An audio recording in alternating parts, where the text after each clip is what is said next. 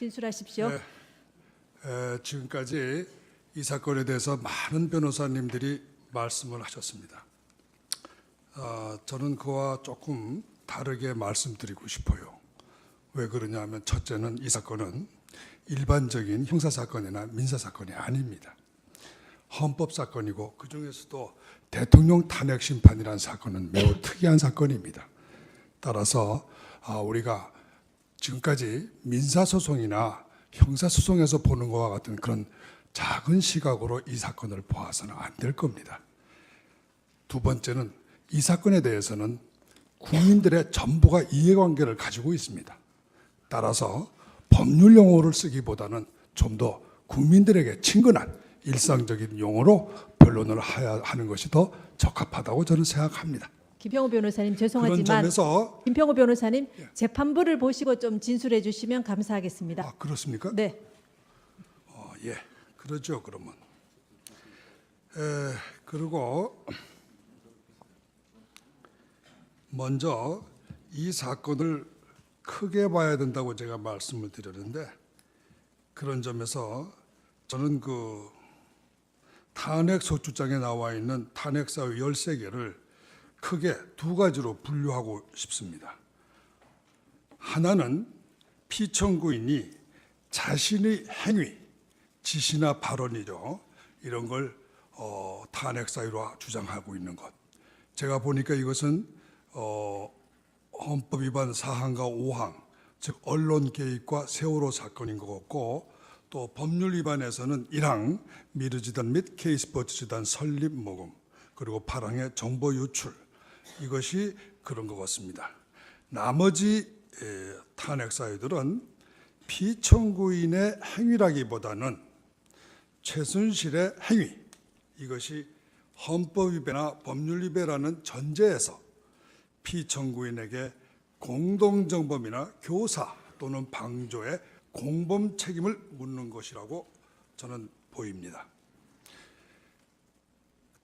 두 번째로 이 사건을 다루는 데 있어서 많은 분들이 놓치고 있는 가장 중요한 부분이 있어요. 그것은 굉장히 기본적인 겁니다. 즉 고의 부분입니다. 고의. 탄핵 사유에 있어서 주관적 구성 요소인 고의에 대한 주장과 입증이 흔결되어 있기 때문에 이 사건 탄핵소추는 헌법 제65조 탄핵사 요건을 처음부터 갖추지 못한 겁니다.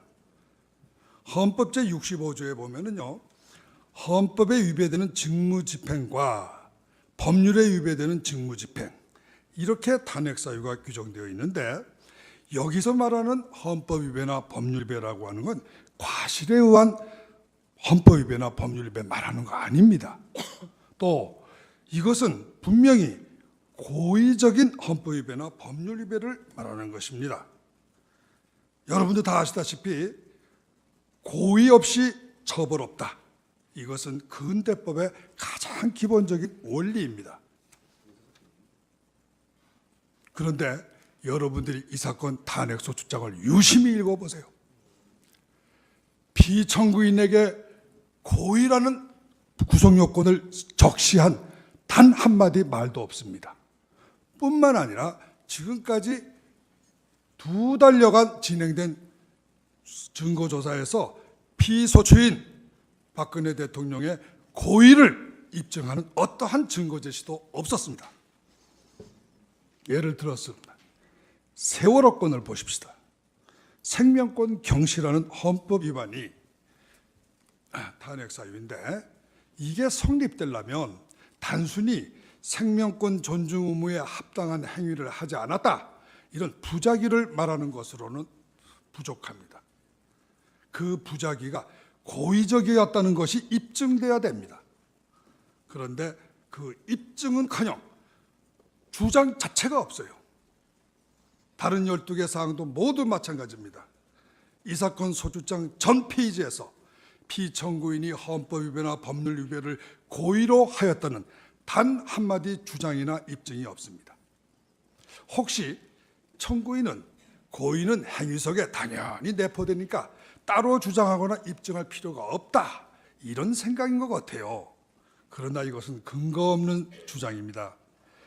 과실 책임의 경우에 과실의 주장 입증 책임이 소추자에게 있듯이 고의도 그 주장 입증 책임은 소추자에게 있습니다.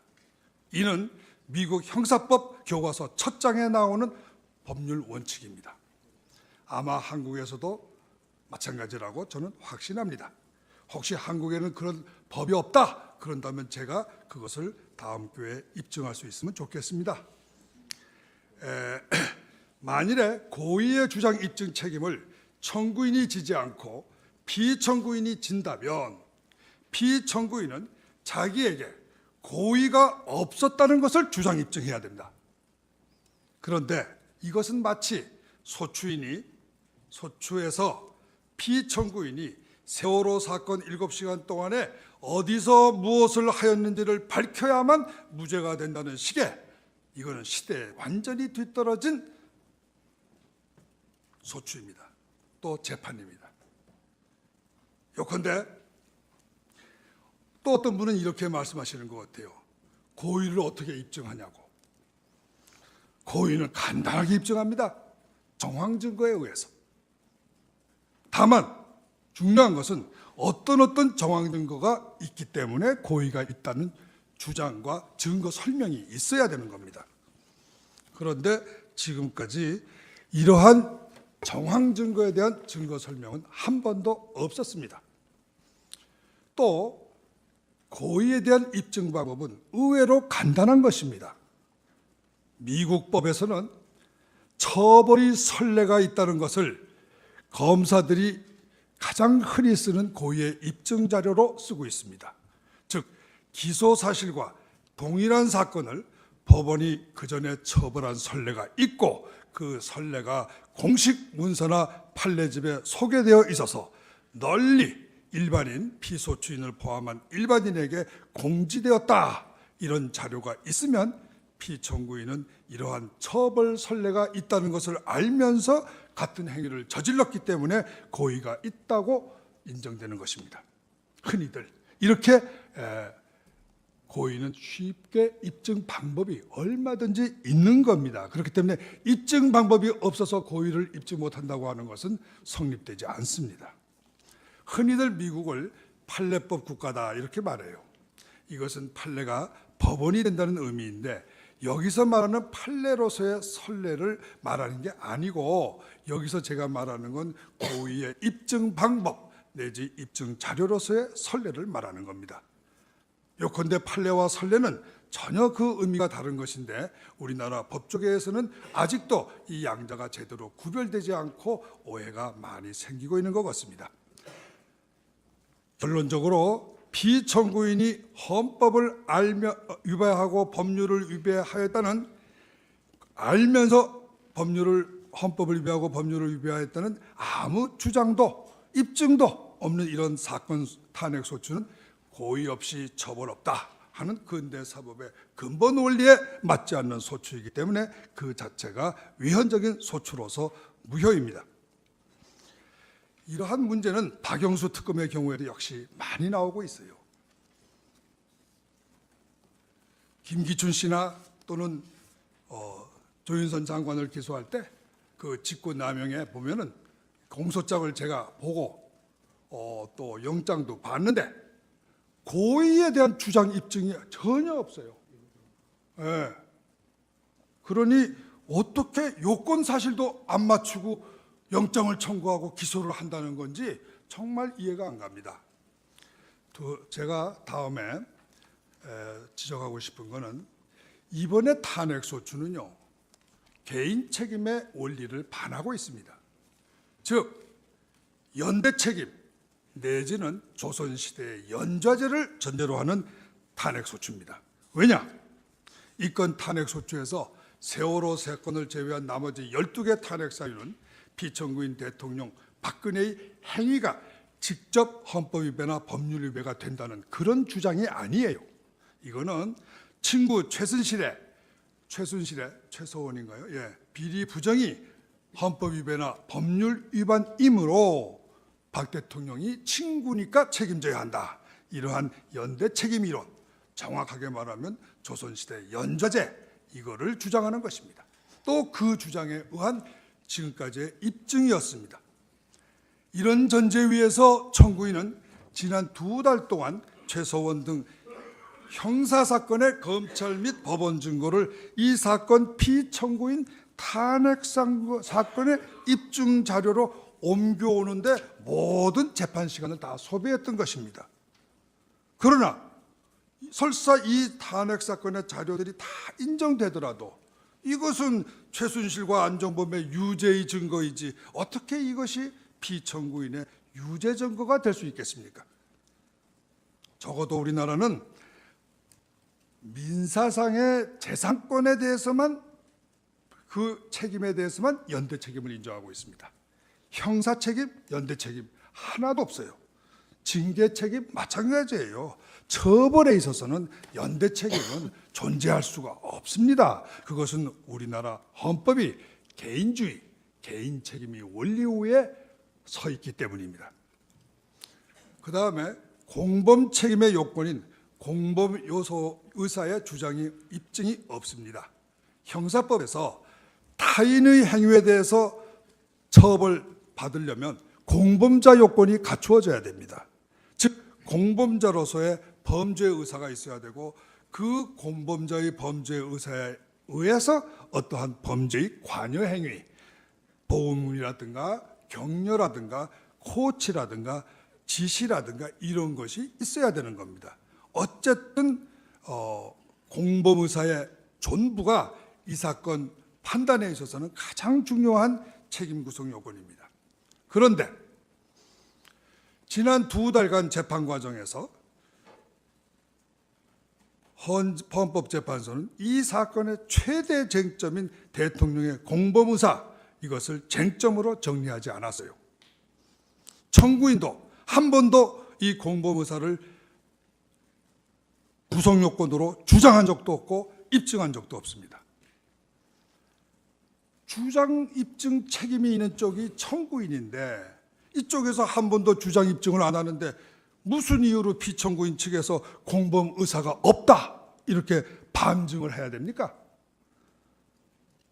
이거는 이 사건은 청구인 측에서 피청구인의 공범 의사를 소추장 자체에다가 적시하지도 않았고 지금까지 입증한 적도 없기 때문에 다른 점은 더 볼 것도 없어요. 이거는 전부 다 각하되거나 기각되는 겁니다.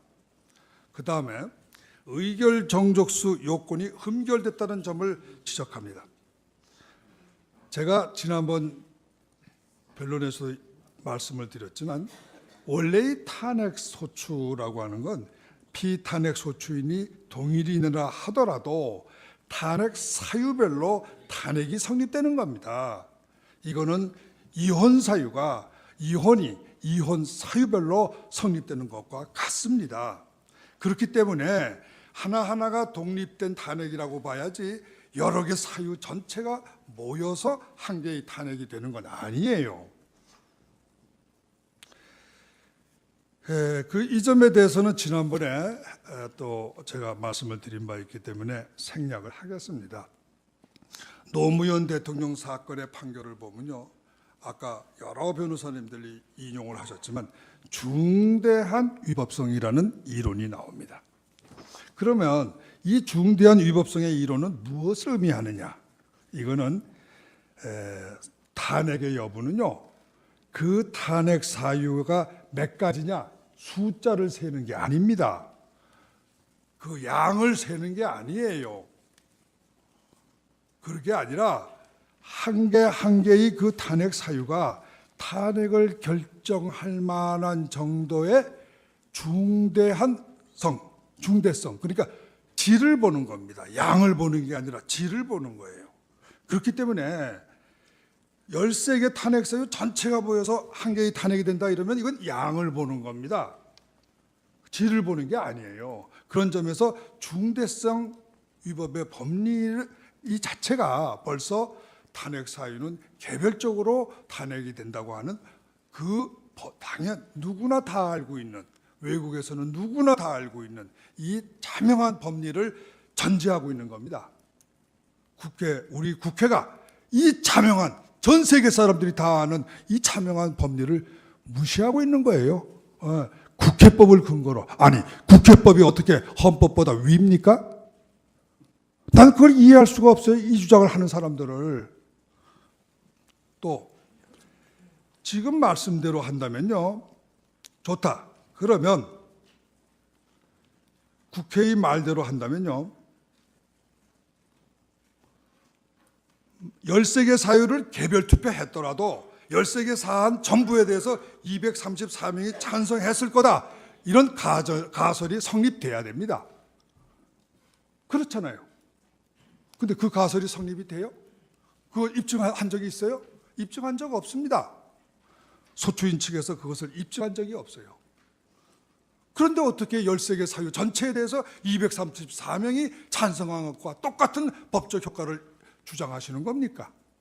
저는 이것을 정말 무슨 논리인지 지금쯤 되면은 인정을 하시고 철회를 하셔야 될 텐데 아직도 철회를 안 하시는 거는 도대체 어떤 근거와 이론을 가지고 그러시는지 권성동 법사위원장님께서 좀 답변을 언제 하셔야 될 것 같아요. 제가 볼 때요, 이 12월 9일 날 국회에서 3분의 2 찬성을 받았다 하는 것은 탄핵을 찬성한다 하는 어떤 정치적 의미의 의결이라면 이해가 갑니다. 예, 정치적 의결이다. 우리 정치인들의 의결. 그거는 이해가 가요. 그러나 탄핵은 정치적 결의가 아닙니다. 법적인 결의예요. 법률 요건을 갖춰야 돼요. 헌법 요건을 갖춰야 되는 법률 행위입니다. 이거는 정치 선언이 아니에요. 정치적인 단체 행위가 아닙니다. 구별하셔야 돼요. 다음에 이 탄핵 소추장을 보면요, 참 이거 누가 쓰셨는지 모르겠는데 정말 제가 참 통탄해요. 이거 우리나라 사람들, 우리나라 젊은이들요, 이 탄핵 소추장 가지고 국어 공부하면 큰일 납니다. 왜냐고요? 첫째, 구체성이 없어요. 둘째, 명확성이 없어요. 셋째, 논리성이 없어요. 원래 소송이라는 건요, 불고불리라는 대원칙에서 서 있는 겁니다. 이거는 탄핵 심판도 마찬가지예요. 그런데 이렇게 불고불리가 되려면요, 전제가 있습니다. 첫째는 소추하는 사람, 이게 민사에서는 원고겠죠. 이 탄핵 심판 청구인 측에서 무엇을 재판해 달라는 건지 자기의 소송물을 특정시켜야 됩니다. 명확하게, 구체적으로, 논리적으로 특정시켜야 돼요. 이건 우리나라 형사소송법에도 있고 민사소송법에도 있고 미국 소송법을 보면 아주 명쾌하게 서술이 되어 있습니다. 이렇게 구체성, 육하원칙에 따른 언제 어디서 왜 무엇을 누가 어떻게, 이 육하원칙에 따른 구체성, 사실 특정, 명확성, 논리성이 없으면 그 소장이나 그 기소장은 읽어볼 필요도 없이 각하되는 겁니다. 소장 각하예요. 공소장 각하예요. 그런데 지금 이 탄핵 소추장을 보면요, 이거 도대체 무슨 소리를 하는 건지 정말 특정이 안 돼요. 특정. 여기 보면요, 우선 위반 사실이 한 가지가 아니고 여러 개예요. 여러 개. 복합적이에요. 그러니까 일시 당소 방법에 대한 특정이 거의 없습니다. 그리고 적용 법령도요, 하나로 되어 있지 않고 이것저것 다 섞었어. 뭐를 가지고 재판해 달라는 건지 도대체 알 수가 없어요. 그렇게 소추 측에서 심판에 청구하는 범위를 이렇게 두리뭉실이로 청구하면요, 문제점이 뭐냐면 피청구인은 답변을 할 수가 없는 거예요. 방어가 불가능합니다. 그렇기 때문에 재판도 불가능한 거예요. 피고가 방어할 수 없는 소추장을, 고소장을 내놓고 나서 재판해달라 그러면 판사님들이 어떻게 재판해요? 저기 형법 제254조 한번 읽어보세요. 여기 소추장, 고소장, 기소장은 반드시 일시 장소를 특정하라고 되어 있어요. 이게 소추장도 일종의 기소장이니까 일시 장소가 특정돼야 됩니다. 특정되어 있지 않아요. 아주 대표적으로 헌법 위반 탄핵 사유 1이라는 거 한번 보세요. 이거 보면요, 이게 앞에 뭐라고 되어 있냐면 박근혜 대통령은 공무상 비밀 내용을 담고 있는 각종 정책 및 인사 문건을, 각종이라는 게 뭐예요? 도대체 몇 개입니까 이거? 각종이라 그러면 범위가 어느 범위예요 도대체? 1000장입니까? 1000건입니까? 10,000건입니까? 이런 기소장이 세상에 어디 있어요? 그 다음에 이거를 직원을 시켜서 최순실에게 전달하여 누설하고, 최순실에게 전달하면 누설이 됩니까? 누설이라는 게 그런 뜻이에요. 이쪽 뭐 소위 비선실세로서, 이거 뜻을 아세요? 비선실세 개념을 정해야 될 거 아니에요. 사람을 때려잡으려면 정확한 용어를 사용해야 돼요. 비선실세라는 뜻도 모르는 단어 가지고 대통령을 잡겠다? 참 이거 김평우 잘못된 변호사님, 대통령을 잡겠다는 말씀이 너무 지나치지 않습니까? 예, 그러면 기소, 소추하겠다, 쫓아내겠다 이렇게 고치겠습니다. 그 용어 선택에 좀 신중해 주십시오. 예, 제가요 용어 선택이 참 부적절했음을 사과드립니다. 용어를 적절하게 선택하려니까 뭐 어떻게 의미 전달이 좀 잘 안 되네요. 그래서 제가 쉽게 전달하기 위해서 썼는데 부적절한 용어임을 제가 사과드리겠습니다. 어쨌든 쭉 그 내용을 읽어보시면요, 너무 단어들이 추상적이고 일자와 특정이 안 되고 내용은 자기만 아는 단어를 쓰고 있고, 참 이거는 이렇게 하면 안 된다고 저는 생각합니다. 그리고 적용 법령을 또 한번 보세요. 권성동 위원장님이 쓰신 탄핵소추 헌법 1항에 적용 법령이 어떻게 되는지 아세요? 국민주권주의 제1조 대의민주주의, 헌법 제67조 1항 법치국가 원칙 파괴, 국무회의에 관한 헌법 규정 위반, 대통령의 헌법 수호 및 헌법 준수 의무 위반, 7개예요. 제가 조항을 씌워보니까 7개 조항의 헌법 위배예요. 그러면 뭐를 탄핵한 거예요? 7개 전부? 구체적으로 그러면 탄핵 사유는 7개가 다 여기 들어있어야 될 거 아니에요. 논리적으로 연결을 시켜줘야 될 거 아니에요. 그래야 우리가 이해할 수 있잖아요. 그래야 피청구인이 이해를 하고 답변을 낼 텐데, 이거 혼자 하시는 이상한 두리뭉실이 이걸 쓰셔가지고 도대체 이쪽에서는 뜻을 몰라서 방어를 못하게 만들면 그거 어떻게 되겠습니까?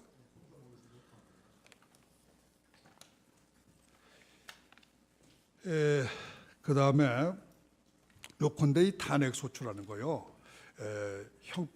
형사소송법 제254조와 같은 그러한 기준의 구체성, 명확성, 논리성, 이 세 가지를 갖추지 못했기 때문에 각하돼야 됩니다. 석거찌개 탄핵 사유라는 문제도 이게 절차 위반이 아니에요. 이거 단순한, 이거는 절차 위반이 아니고 소송 요건의 흠결입니다. 보세요.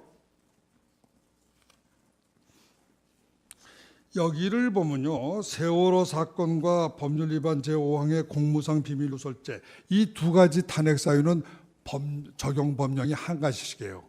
나머지 11개 탄핵 사유는요, 적용 법령이 모두 3개, 제일 심한 건 제1항에 7개입니다.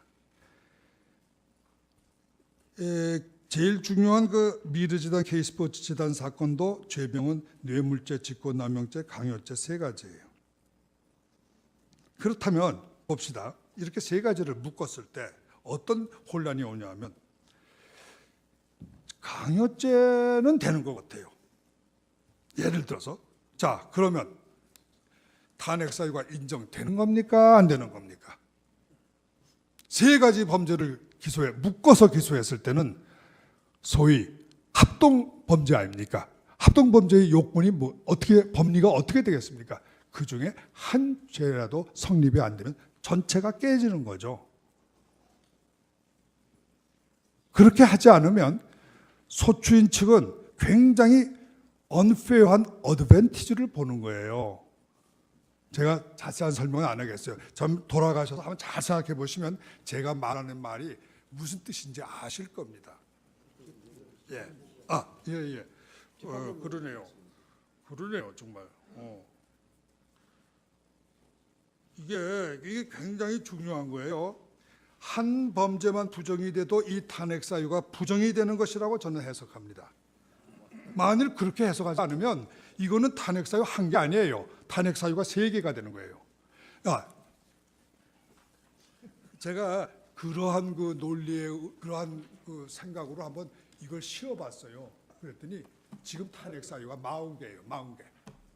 이 탄핵 소추장은 처음에 발표할 때는 13개라고 그랬는데 오늘 제가 들어보니까 이 청구인 측에서는 17개라고 또 숫자를 늘리셨네요.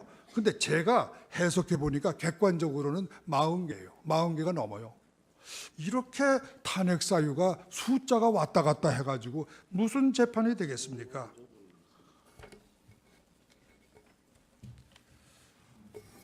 그 다음에 탄핵 소추 사유 저는 변경된 거로 보이네요. 왜 그러냐? 단적인 증거가 오늘 그 소추인 측에서 대리인께서 말씀하시는 거 보니까 탄핵 사유가 17개라고 그러네요. 예. 그런데 탄핵 사유는 지금까지는 13개라고 공식적으로 발표되어 왔었어요. 그러면 4개는 언제 늘어난 거죠? 예. 소송 중에 늘어난 겁니다. 그러면 탄핵 소추의 변경이죠. 변경 절차를 밟으셨습니까? 저는 의문이 듭니다. 국회의원 3분의 1의 동의를 받아서 탄핵 소추가 변장이 내용이 바뀐 것인지 심리해 주시면 좋겠습니다. 여러분들이 이 탄핵 소추가 헌법에 위반한 거 아니다, 법률 위반한 거 아니다 이렇게 상세하게 정말 구체적으로 법률적으로 완벽하게 지적을 해주셨기 때문에 저는 중언부언하지 않겠습니다. 그런데 제가 조금 다른 분들이 지적 안 하시는 부분을 제가 말씀을 드리겠어요. 헌법 위반에 의한 소위 직무집행, 그게 탄핵 사유가 된다. 이럴 때 말은 법률 위배에 의한 탄핵 사유하고는 어떻게 다르냐 하는 것을 저는 지적을 합니다. 법률 위배는 그 법령에 위반되는 어떤 그 고의적인 위반이 있으면 성립이 되겠죠. 그런데 헌법 위반이라고 하는 것은 그렇게 간단하지 않습니다. 왜냐하면 헌법이라는 법률 조항이 그 형사범죄의 그 범죄 조항하고 틀려서 구성요건이라는 개념이 약해 없어요. 굉장히 추상적으로 그 조항이 서술되어 있습니다. 그래서 이것을 형사범죄처럼 다루면 안 됩니다. 우리가 헌법 위반이다 이렇게 말할 때는 헌법적 관점에서 쳐다봐야 돼요. 예를 들어서 아까 어느 변호사님도 잘 지적을 해주셨는데 법치주의 위반이다. 그러면 법령에 위반되는 건 전부 법치주의 위반이다. 이렇게 되면 안 돼요. 그렇게 말하면요. 교통사고 티켓 하나 받아도 법령 위반이니까 헌법 위반이 됩니다. 법치주의 위반이에요. 그런 뜻으로 헌법에서 규정한 건 절대 아니죠. 헌법에서 규정한 거는 그런 뜻이 아니라 법치주의 위반, 이 말은 법치주의 그 자체를 비난하거나 공격하거나 반대하는 걸 말하는 거예요. 그래서 그것이 법치주의를 흔들 정도의 어떠한 그 위험을 초래했을 때 비로소 그것은 법치주의 원리에 위배되는 헌법 위배가 발생하는 겁니다. 그런데 그러한 요건을 지금 이 사건에서는 단 한 가지도 소추장에 적시가 되어 있질 않아요. 입증은커녕 적시가 안 됐으니 입증이 될 리가 없죠. 자, 그래서 헌법 위반이라고 하는 거 이거는 전혀 성립될 수가 없는 겁니다. 그 법리상 입증의 문제가 아니라 법리상 성립이 안 되는 거예요. 언제 박근혜 대통령께서 법치주의 나쁘다고 비난하셨나요? 언제 박근혜 대통령께서 직업공무원제도는 폐지돼야 한다고 주장하셨나요? 언제 박근혜 대통령께서 생명권 존중할 필요가 없다고 말하신 적이 있나요?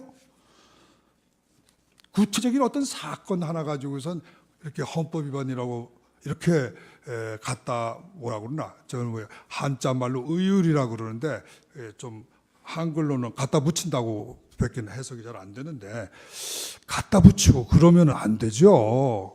아무리 법률가라 하더라도 사리에 맞게 해주셔야지 그렇게 무조건 갖다 붙이면 안 된다고 저는 봅니다.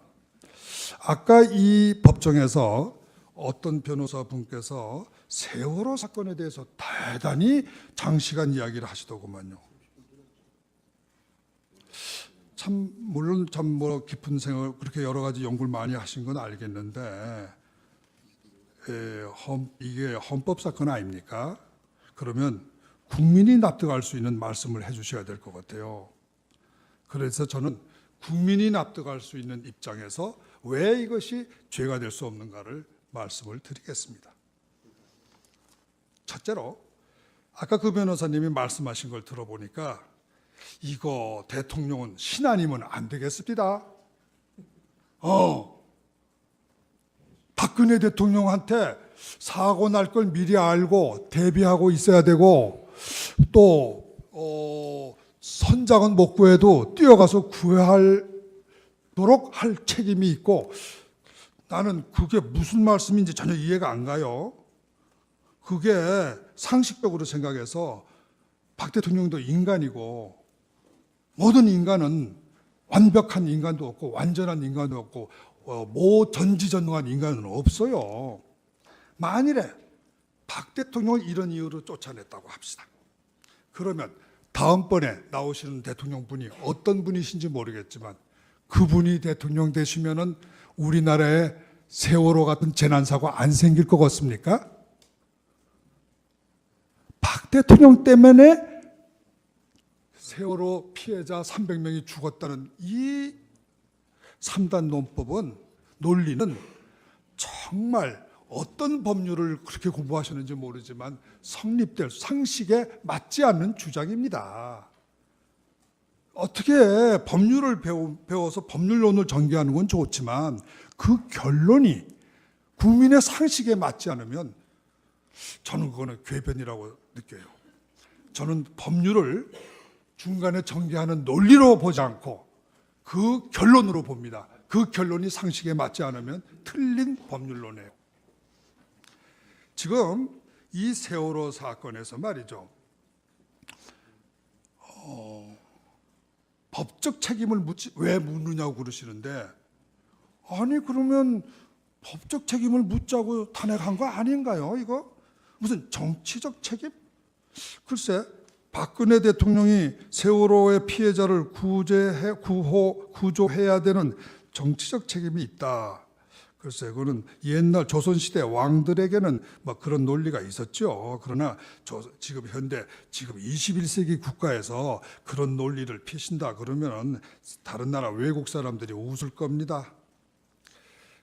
제가 볼 때 첫째는 이게 안 되는 이유가 박 대통령이 우선 그 7시간 행적이라고 하는 건 그거를 꼭 밝혀라 이렇게 요구하는 건요 표현의 자유를 침해하는 거예요. 왜 그런지 아세요? 우리가 헌법상의 표현의 자유라고 할 때는 언론의 자유, 표현의 자유를 말할 때는요 침묵의 자유도 포함한 겁니다. 노 코멘트도 포함한 거예요. 어떻게 노 코멘트가 헌법 위반이 됩니까? 난 대체 침묵하는 걸 가서다 침묵하는 걸 범죄로 만드는 그런 논리가 어떻게 성립이 되는지 이해할 수가 없어요. 그리고 이 세월호 사건은 언제적 일입니까? 이 탄핵 소추장 쓰시기 2년 반 전인 거로 제가 알아요. 원래 탄핵이라고 하는 건요 지나간 일 가지고 하는 거 아닙니다. 옛날 옛적 일 가지고 하는 거 아니에요. 에? 근데 이거 2년 동안 가만히 있다가 와서 그거를 가지고 탄핵을 한다? 그러면 도대체 탄핵이란 건 시효가 없나요? 저는 그거 굉장히 무슨 그 근거에서 이거를 주장하시는지, 제가 알고 있기로는 독일에서는 이 시한 제한이 있는 거로 압니다. 이 탄핵의 사유가 될 수 있는 소위 비리나 부정 이런 건 얼마 기간이 제한이 있다고 알고 있어요. 좀 김평우 2년 변호사님, 반은 조금 지금 지나친 것 시간이 같습니다. 아까 말씀하신 시간보다 좀 많이 경과됐는데요. 요약해서 압축적으로 좀 말씀해 주시면 감사하겠습니다. 또 진술하실 분이 여러분이 계시니까 그 좀 양해해 주시면 감사하겠습니다. 네, 그래요. 예. 그러면 많이 있지만 협조해드리기 위해서 아주 간략하게 여기 서면 진술로 서면을 읽어봐 주시는 거로 알고 제가 그러면 요점만 이야기하겠습니다. 뇌물죄 이야기에 대해서 하겠습니다. 여러분, 이 대통령 뇌물죄라는 건요 외국에는 없어요. 없는 걸로 알고 있어요. 근데 좋아요. 이따 합시다. 우리나라에는 있습니다.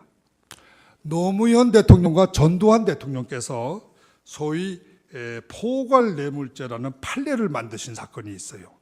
아마 제가 알고 있기로는 지금 국회가 박근혜 대통령을 이렇게 뇌물죄로 소추한 거는 바로 전두환 노태우 대통령의 그 포괄 뇌물죄를 그대로 여기다 갖다 붙이시는 것 같아요. 지금 박영수 특검이 열심히 조사하는 것도 바로 이 포괄 뇌물죄 이론을 여기다 적용하시려는 것 같습니다. 그런데 생각해 보세요. 이 전두환 노태우 씨의 그 사건은요 통치자금 비리입니다. 직접 청와대에서 자기가 돈을 받았어요. 재단에 넣은 적 없어요. 통치자금으로 쓰겠다고 보유하고 있다가 들킨 겁니다. 어떻게 그 사건하고 지금 이 미르재단, K스포츠재단이 같은 사실관계입니까? 전혀 사실관계가 다른데 그거를 적용하겠다. 참 잘못된 거죠. 네, 포괄뇌물죄 이런 재단법인의 설립에다 적용하는 거 아닙니다. 재단법인의 설립하는 법리는 따로 있어요. 그 마땅한 그 사실관계에 맞는 그러한 법률을 찾아서 적용하셔야 된다고 생각합니다. 여기 KD 코퍼레이션서부터 시작해서 여러 가지 이권 이게 있는데 저는 여기 다른 분들이 다 말씀을 잘 하셨기 때문에 그 문제에 대해서는 제가 더 이상 추가해서 특별히 말씀을 드리지 않겠습니다. 끝으로 아까 여러분들이 소위 탄핵은 단순한 법적 책임이 아니라 정치적 책임을 묻는 거다. 굉장한 잘 모르는 여러 이론을 세우시더구만요. 아까도 다시 말씀드렸지만 저는 그런 복잡한 법률 이론은 사용하지 않습니다.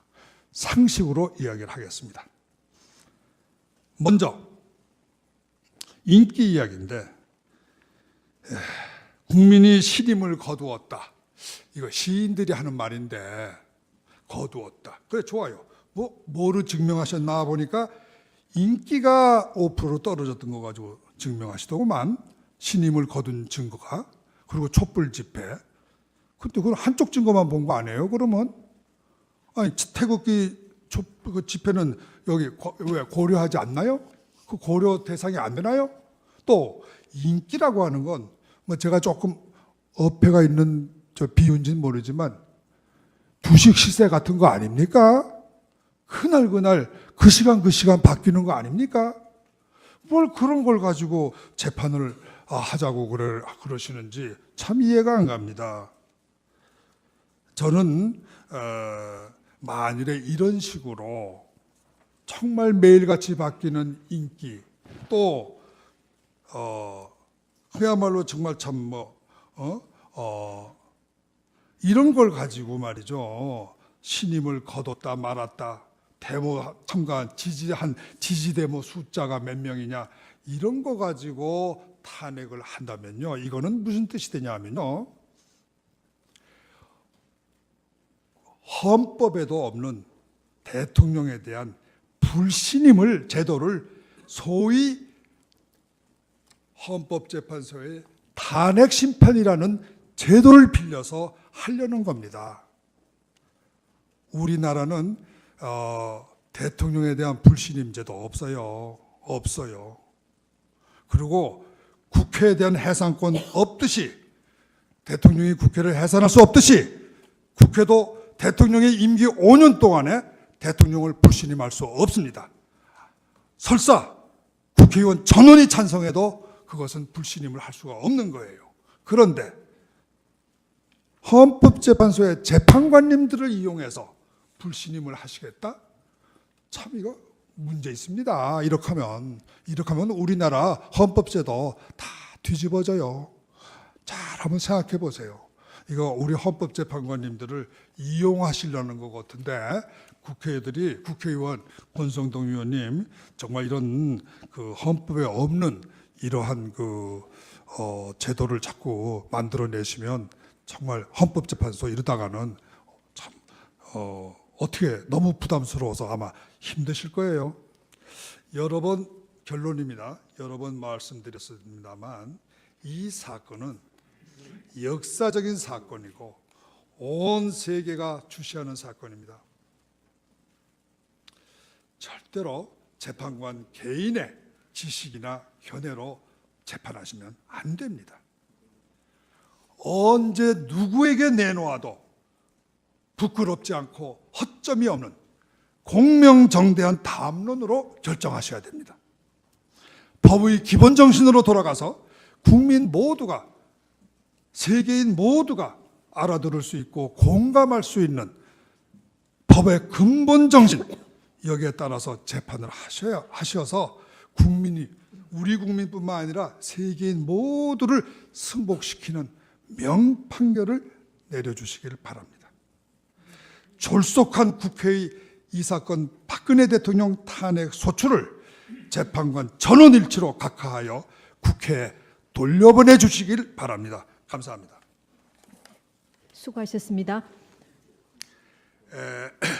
만일에 고의의 주장 입증 책임을 청구인이 지지 않고 피청구인이 진다면 피청구인은 자기에게 고의가 없었다는 것을 주장 입증해야 됩니다. 그런데 이것은 마치 소추에서 피청구인이 세월호 사건 7시간 동안에 어디서 무엇을 하였는지를 밝혀야만 무죄가 된다는 식의, 이거는 시대에 완전히 뒤떨어진 소추입니다. 또 재판입니다. 요컨대 또 어떤 분은 이렇게 말씀하시는 것 같아요. 고의를 어떻게 입증하냐고. 고의는 간단하게 입증합니다. 정황 증거에 의해서. 다만 중요한 것은 어떤 정황 증거가 있기 때문에 고의가 있다는 주장과 증거 설명이 있어야 되는 겁니다. 그런데 지금까지 이러한 정황 증거에 대한 증거 설명은 한 번도 없었습니다. 또 고의에 대한 입증 방법은 의외로 간단한 것입니다. 미국 법에서는 처벌이 선례가 있다는 것을 검사들이 가장 흔히 쓰는 고의의 입증 자료로 쓰고 있습니다. 즉 기소 사실과 동일한 사건을 법원이 그전에 처벌한 선례가 있고 그 선례가 공식 문서나 판례집에 소개되어 있어서 널리 일반인, 피소추인을 포함한 일반인에게 공지되었다, 이런 자료가 있으면 피청구인은 이러한 처벌 선례가 있다는 것을 알면서 같은 행위를 저질렀기 때문에 고의가 있다고 인정되는 것입니다. 흔히들 이렇게 고의는 쉽게 입증 방법이 얼마든지 있는 겁니다. 그렇기 때문에 입증 방법이 없어서 고의를 입증 못한다고 하는 것은 성립되지 않습니다. 흔히들 미국을 판례법 국가다 이렇게 말해요.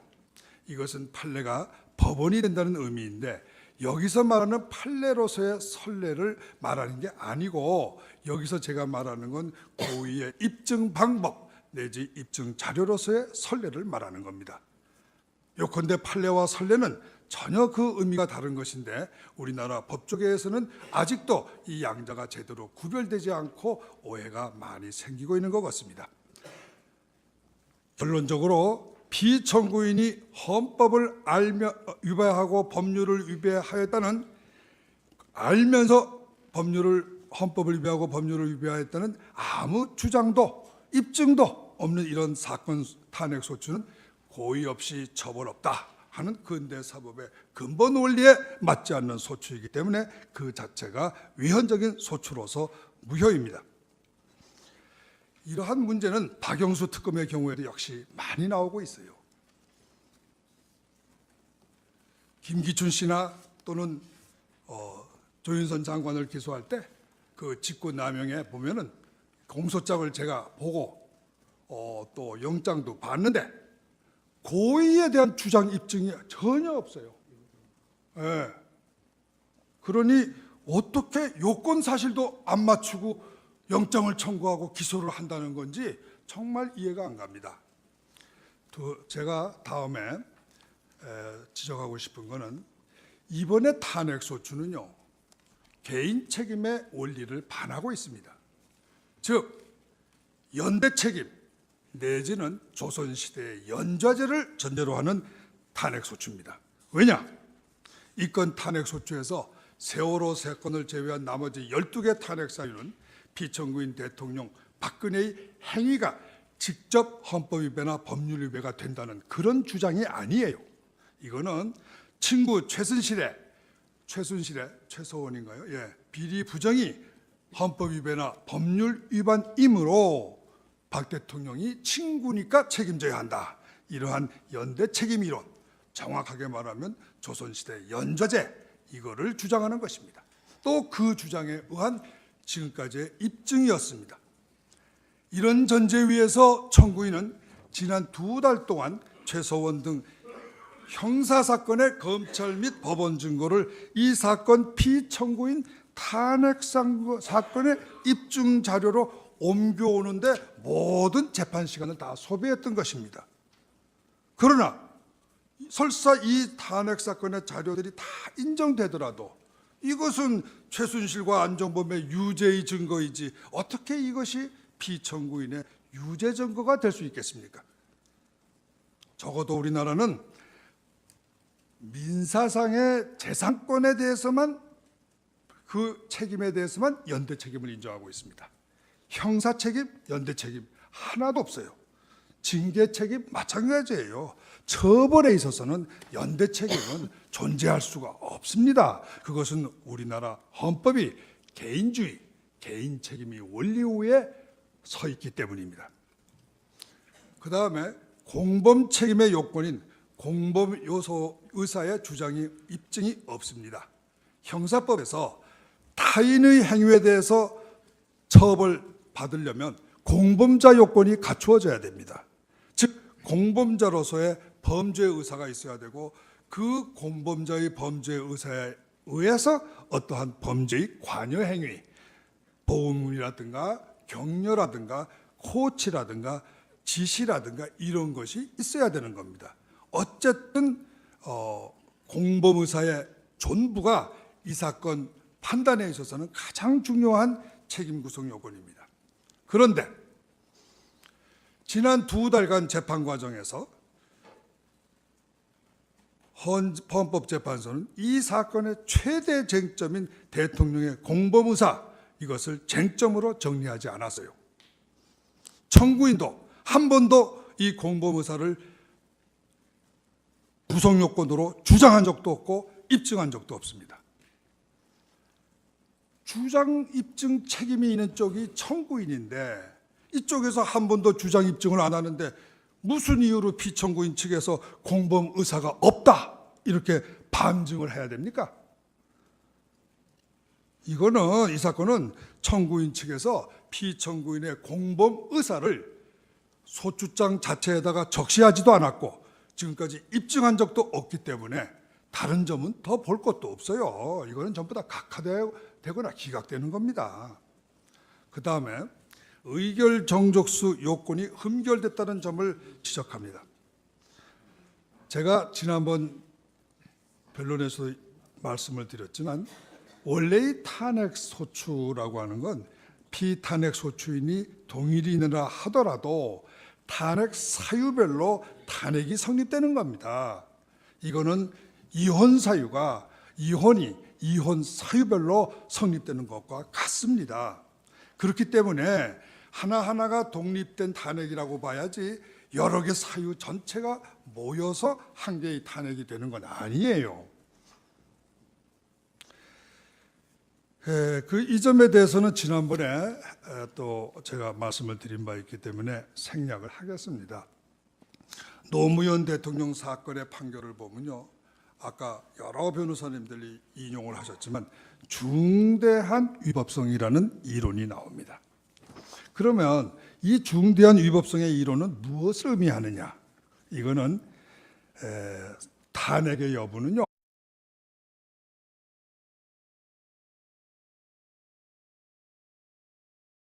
진술하십시오.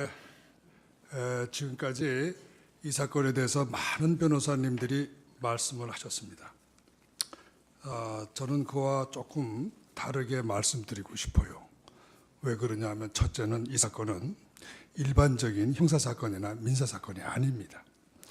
헌법사건이고 그중에서도 대통령 탄핵 심판이라는 사건은 매우 특이한 사건입니다. 따라서 우리가 지금까지 민사소송이나 형사소송에서 보는 것과 같은 그런 작은 시각으로 이 사건을 보아서는 안 될 겁니다. 두 번째는 이 사건에 대해서는 국민들의 전부가 이해관계를 가지고 있습니다. 따라서 법률 용어를 쓰기보다는 좀 더 국민들에게 친근한 일상적인 용어로 변론을 하는 것이 더 적합하다고 저는 생각합니다. 김평호 변호사님 그런 죄송하지만 점에서 김평호 변호사님 재판부를 보시고 좀 진술해 주시면 감사하겠습니다. 그렇습니까? 네. 예, 그러죠. 그러면 그리고 먼저 이 사건을 크게 봐야 된다고 제가 말씀을 드렸는데, 그런 점에서 저는 그 탄핵 소추장에 나와 있는 탄핵 사유 13개를 크게 두 가지로 분류하고 싶습니다. 하나는 피청구인이 자신의 행위, 지시나 발언이죠, 이런 걸 탄핵 사유로 주장하고 있는 것. 제가 보니까 이것은 헌법 위반 4항과 5항, 즉 언론 개입과 세월호 사건인 것 같고, 또 법률 위반에서는 1항 미르지단 및 K스포츠 재단 설립 모금, 그리고 8항의 정보 유출, 이것이 그런 것 같습니다. 나머지 탄핵 사유들은 피청구인의 행위라기보다는 최순실의 행위, 이것이 헌법 위배나 법률 위배라는 전제에서 피청구인에게 공동정범이나 교사 또는 방조의 공범 책임을 묻는 것이라고 저는 보입니다. 두 번째로 이 사건을 다루는 데 있어서 많은 분들이 놓치고 있는 가장 중요한 부분이 있어요. 그것은 굉장히 기본적인 겁니다. 즉 고의 부분입니다. 고의. 탄핵 사유에 있어서 주관적 구성 요소인 고의에 대한 주장과 입증이 흠결되어 있기 때문에 이 사건 탄핵 소추는 헌법 제65조 탄핵 사유 요건을 처음부터 갖추지 못한 겁니다. 헌법 제65조에 보면은요, 헌법에 위배되는 직무집행과 법률에 위배되는 직무집행, 이렇게 탄핵 사유가 규정되어 있는데, 여기서 말하는 헌법 위배나 법률 위배라고 하는 건 과실에 의한 헌법 위배나 법률 위배 말하는 거 아닙니다. 또 이것은 분명히 고의적인 헌법 위배나 법률 위배를 말하는 것입니다. 여러분도 다 아시다시피 고의 없이 처벌 없다. 이것은 근대법의 가장 기본적인 원리입니다. 그런데 여러분들이 이 사건 탄핵 소추장을 유심히 읽어보세요. 피청구인에게 고의라는 구속 요건을 적시한 단 한마디 말도 없습니다. 뿐만 아니라 지금까지 2달여간 진행된 증거조사에서 피소추인 박근혜 대통령의 고의를 입증하는 어떠한 증거 제시도 없었습니다. 예를 들었습니다. 세월호 건을 보십시다. 생명권 경시라는 헌법 위반이 탄핵 사유인데 이게 성립되려면 단순히 생명권 존중 의무에 합당한 행위를 하지 않았다, 이런 부작위를 말하는 것으로는 부족합니다. 그 부작위가 고의적이었다는 것이 입증돼야 됩니다. 그런데 그 입증은커녕 주장 자체가 없어요. 다른 12개 사항도 모두 마찬가지입니다. 이 사건 소주장 전 페이지에서 피청구인이 헌법 위배나 법률 위배를 고의로 하였다는 단 한마디 주장이나 입증이 없습니다. 혹시 청구인은 고의는 행위 속에 당연히 내포되니까 따로 주장하거나 입증할 필요가 없다, 이런 생각인 것 같아요. 그러나 이것은 근거 없는 주장입니다. 과실 책임의 경우에 과실의 주장 입증 책임이 소추자에게 있듯이 고의도 그 주장 입증 책임은 소추자에게 있습니다. 이는 미국 형사법 교과서 첫 장에 나오는 법률 원칙입니다. 아마 한국에서도 마찬가지라고 저는 확신합니다. 혹시 한국에는 그런 법이 없다 그런다면 제가 그것을 다음 기회에 입증할 수 있으면 좋겠습니다.